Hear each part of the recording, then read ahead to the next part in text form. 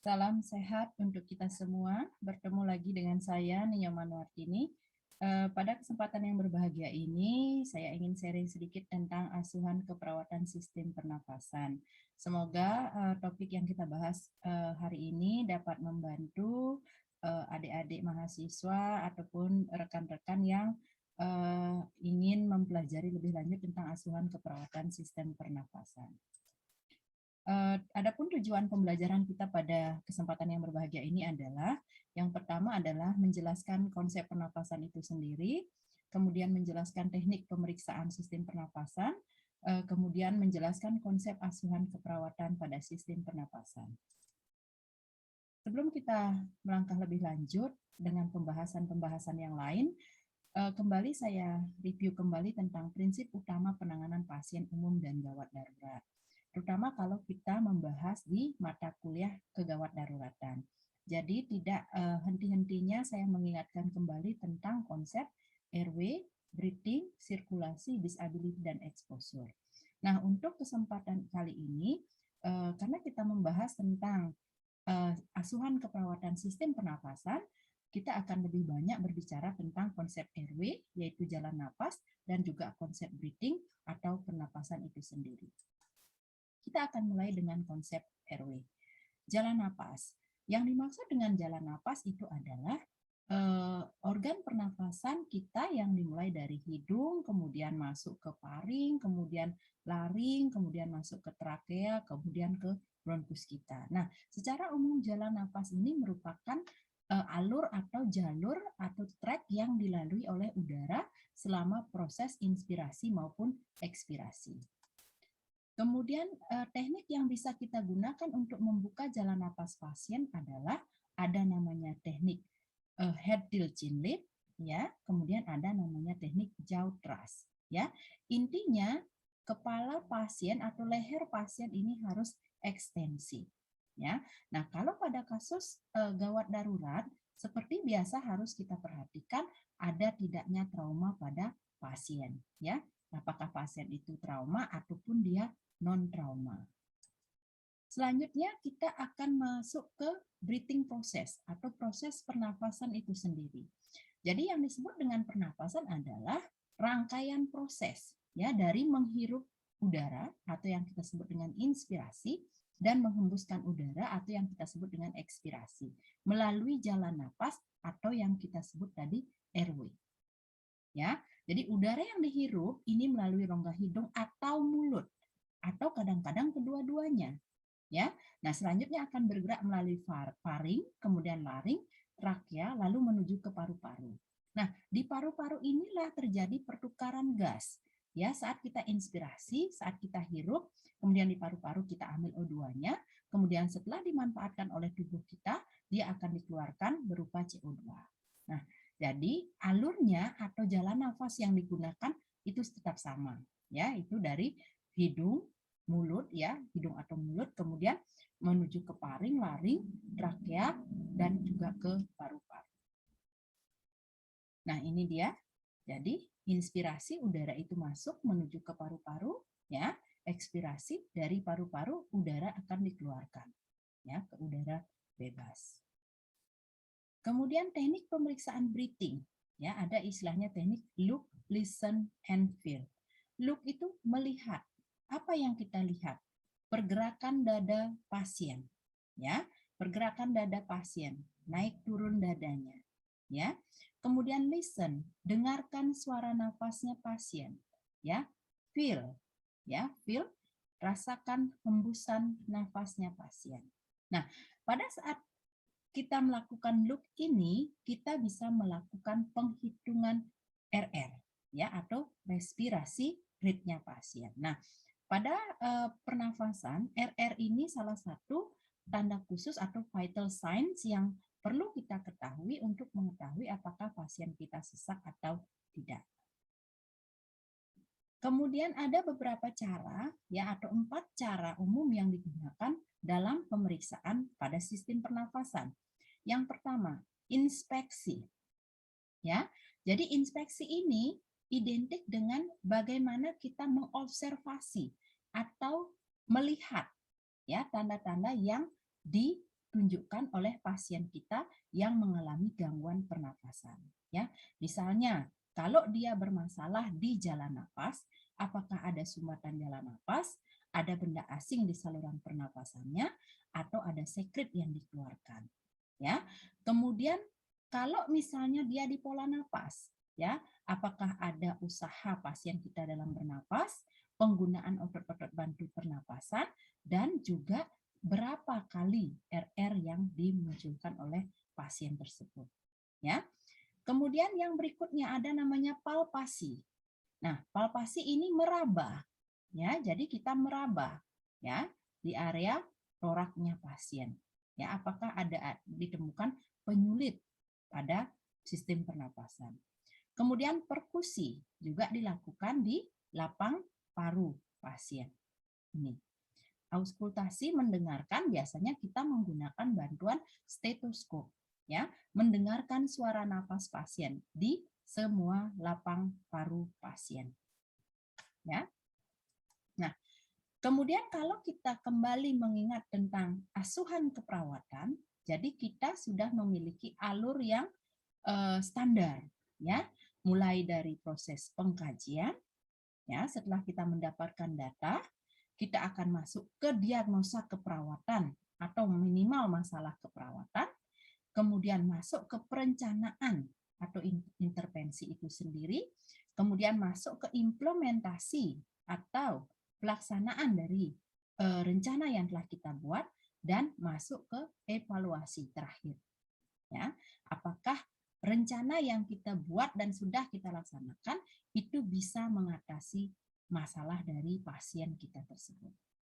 Untuk kesempatan ini, kita akan bahas dua diagnosa keperawatan atau dua masalah keperawatan utama yang sering muncul pada sistem pernapasan. Baik, yang pertama yang akan kita bahas adalah tentang bersihan jalan nafas tidak efektif atau permasalahan di RW pasien. Ya, jadi saat kita lakukan pengkajian, ya, tanda dan gejala yang kita sering temukan pada pasien adalah pasien kita mengeluh batuk, ya, kemudian mungkin juga pilek, ya, ada bersin, ada hidung tersumbat, sakit tenggorokan, dan kadang-kadang sulit menelan, ya. Kemudian kalau dia riwayat kecelakaan atau pasien trauma, hati-hati dengan trauma servikal. Ya, jika kita menemukan tanda-tanda ini di pasien kita, ya, kemungkinan besar masalah yang muncul adalah bersihan jalan nafas tidak efektif.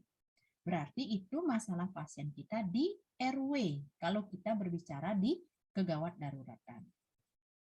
Kemudian kita lanjutkan dengan pengkajian. Misalnya pasien kita mengeluh sesak, ya. Kita temukan RR di atas 16. Ya, misalnya 16 kali per menit, kita pakai patokan orang dewasa ini, ya. Kemudian ada penggunaan otot bantu nafas, ya. Gerakan cuping hidung, ya, peningkatan usaha nafas. Ya, ini akan muncul pola nafas tidak efektif. Ini permasalahan di breathing. Ya. Nah, apakah di breathing hanya ini permasalahannya? Tentu tidak. Ya, adik-adik sekalian, ya. Jadi di breathing ini permasalahannya cukup kompleks. Ya, jika nanti pada saat pengkajian kita temukan misalnya ada hasil AGD, ya, itu kemungkinan masuk nanti ke kerusakan pertukaran gas. Ya, atau mungkin tanda gangguan perfusi, misalnya ada sianosis, ya, ada penurunan kesadaran. Hati-hati itu bisa masuk diagnosanya ke perfusi jaringan. Ya. Nah, tetapi untuk kesempatan yang baik ini kita akan fokus dulu pada dua diagnosa keperawatan atau masalah keperawatan yang biasa muncul atau yang sering muncul pada sistem pernafasan. Ya, yang pertama itu di RW adalah bersihan jalan nafas tidak efektif dengan tanda, ya, ini salah satunya, ya, yang tanda-tanda yang bisa muncul batuk, pilek, bersin, ya. Kemudian pola nafas tidak efektif, ya, yang paling sering itu adalah sesak. Nah, lalu bagaimana membedakan antara bersihan jalan nafas tidak efektif dengan pola nafas tidak efektif jika pasien kita sama-sama sesak? Nah, di sini yang perlu adik kaji lebih lanjut atau kita kaji lebih lanjut adalah ada tidaknya sekret di jalan nafas pasien tersebut. Ada tidaknya sumbatan di jalan nafas pasien tersebut. Nah, kalau kita kembalikan lagi ke konsep kegawat daruratan, ya RW itu adalah prioritas pertama. Jika sudah ada sumbatan jalan napas, baik itu karena sekret, ya, karena pangkal lidahnya jatuh ke belakang, ya, berarti itu sudah permasalahan di RW. Kita akan angkat bersihan jalan nafas tidak efektif, ya. Nah, kemudian kalau ada sesak, ya, penggunaan otot bantu pernapasan, apalagi pasien kita tidak bisa bernapas spontan, nah secara umum itu akan masuk ke pola nafas tidak efektif. Ya, itu adalah pembeda yang khas antara bersihan jalan nafas tidak efektif dan pola nafas tidak efektif. Kita akan bahas lebih lanjut satu persatu. Nah, di sini saya mereview kembali tentang konsep rencana keperawatan yang sudah kita pelajari. Ya, ada namanya konsep ONEC, ya, observasi, nursing treatment, edukasi dan kolaborasi. Ya, jadi kita akan buat perencanaan dengan konsep ini. Ya, baik. Masalah keperawatan yang pertama adalah bersihan jalan nafas tidak efektif. Apa yang bisa kita rencanakan? Ya, jadi intinya perencanaan kita adalah memecahkan masalah bersihan jalan nafas tidak efektif ini. Ya, yang kita lakukan pertama observasi. Nah, keadaan umum pasien. Bagaimana sih keadaan umum pasien kita? Ya, mungkin pasien kita akan terlihat lemah, ya, kemudian pucat bisa, ya, kemudian berkeringat dingin bisa, ya. Kemudian tanda-tanda vital juga biasa mengalami perubahan. Nah, kepatenan. Nah, yang utama yang membedakan seperti yang saya sampaikan tadi adalah kepatenan jalan nafasnya. Jika jalan nafas pasien itu paten, biasanya dia bisa, misalnya kalau orang dewasa dia bisa berbicara dengan lancar, ya. Kalau bayi dan anak-anak dia bisa menangis, ya. Kemudian kita lihat, ya, dan lain-lain, misalnya ada sekret di jalan napasnya, ada sumbatan di jalan napasnya, ada benda asing di jalan napasnya. Nah, itu yang harus kita lakukan pertama kali di poin observasi, ya. Kemudian setelah itu kita lakukan nursing treatment dari tindakan mandiri kita dulu, dari tindakan manual kita yang tanpa menggunakan alat, ya. Misalnya batuk efektif, ya, tarik nafas kemudian kita batukkan, ya. Kemudian kita beri vibrasi clapping dengan minum air hangat. Ya, itu bisa kita lakukan untuk membantu mengeluarkan benda asing atau mengeluarkan sekret yang ada di jalan nafas pasien. Nah, kemudian dengan bantuan alat, ya, misalnya pangkal lidah jatuh ke belakang dari penggunaan spatel lidah, kemudian OPA, ya, oropharyngeal airway, nasopharyngeal airway, ataupun pasien kita harus di suction. Nah, kemudian edukasi, ya, edukasi ini berkaitan erat dengan komunikasi, informasi, dan edukasi. Ya, kita harus menyampaikan betapa penting mempertahankan kepatenan jalan nafas pada pasien kita ini.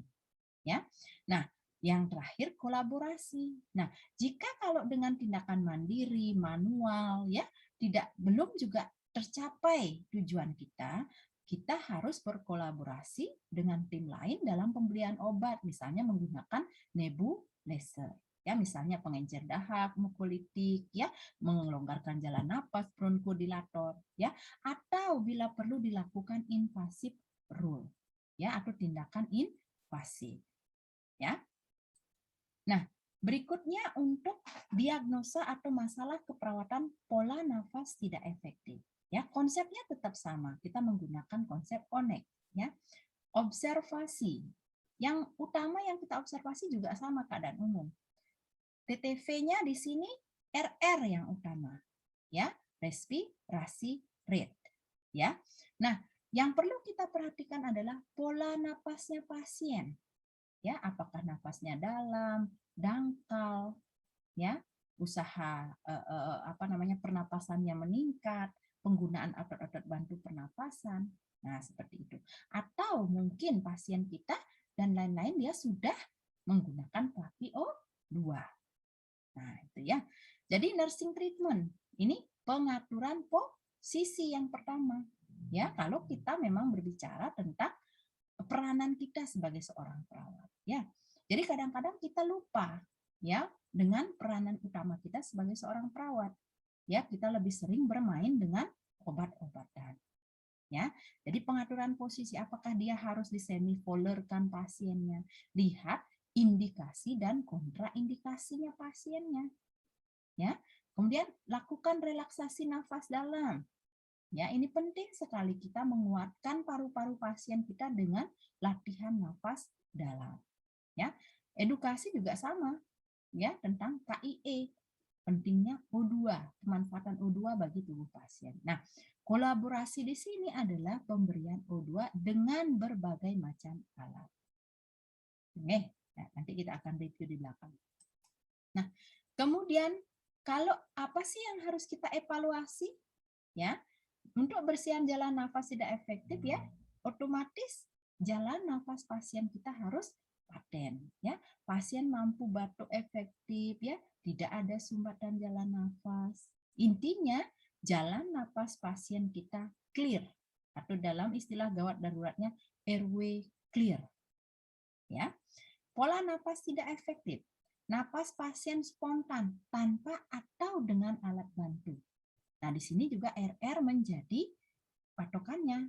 Jika RR di atas 20 itu adalah sesak, berarti ring normal yang kita harapkan untuk orang dewasa dalam batas normal antara 16 sampai 20 kali per menit. Jadi untuk orang dewasa. Ya, untuk bayi dan anak-anak itu lain lagi patokannya. Ya. Nah, di sini saya review sedikit tentang pemberian terapi oksigen. Ya, jadi alat yang digunakan untuk memberikan terapi oksigen itu berbeda-beda. Ya, dari hanya sekedar masker, ya, mask, ya, O2 via mask atau O2 via kanul, ya, kemudian ada yang rebreathing dan non rebreathing. Ya, bentuknya sama seperti ini. Yang membedakan dia non rebreathing dengan rebreathing adalah ada knop di tengah-tengahnya. Nah, jika pasien kita diberikan bantuan oksigen, ya, dia itu penyulit utamanya berasal dari paru-paru, biasanya kita akan berikan O2 secara maksimal, ya. Tetapi jika pasien kita sesak itu diakibatkan ada komplikasi dari jantung, biasanya terapi oksigen tidak akan terlalu banyak diberikan, ya, karena permasalahannya adalah di jantung, sesaknya karena jantung. Jadi lebih banyak nanti peranan obat-obatan, ya, untuk mengurangi komplikasi dari jantungnya. Misalnya pemberian diuresis untuk cairannya, ya, kemudian apa namanya obat-obat jantung yang lain untuk memperlancar fungsi jantung. Baik, itu review sedikit tentang asuhan keperawatan pada pasien yang mengalami gangguan pada sistem pernapasan. Semoga review ini bisa membantu sedikit tidaknya memberi gambaran kepada kita semua tentang permasalahan utama yang sering terjadi pada pasien kita di gangguan pernapasan. Terima kasih, salam sehat semuanya. Semoga kita bisa melaksanakan pendidikan ini dengan sebaik-baiknya. Salam sehat.